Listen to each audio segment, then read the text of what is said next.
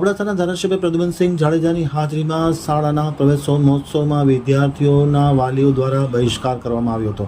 કોટડા મઠમાં શાળા પ્રવેશોત્સવ બહિષ્કાર ધારાસભ્યની ઉપસ્થિતિમાં 400 વિદ્યાર્થીઓ ગેરહાજર રહીને કરવામાં આવ્યો હતો.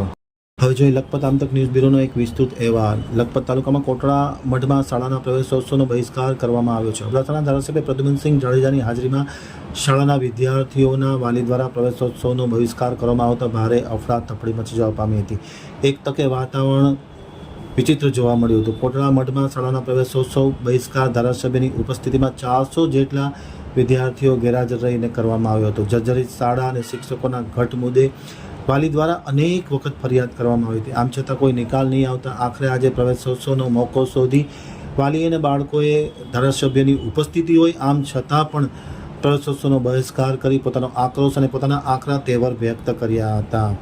મહત્વની વાત એ છે કે હાલ ગુજરાતમાં પ્રવેશોત્સવ મહોત્સવ ચાલી રહ્યો છે. મુખ્યમંત્રી ખુદ કચ્છમાં છે. સરહદીય કુરન ગામ ખાતે પ્રવેશોત્સવમાં હાજરી આપી રહ્યા છે. આવી પરિસ્થિતિની વચ્ચે ક્યાંક ને ક્યાંક શાળાના ઓરડાઓ નથી, ક્યાંક ઓરડાની ઘટ છે, ક્યાંક શાળાના મકાનો જર્જરિત છે, શિક્ષકોની ઘટ છે.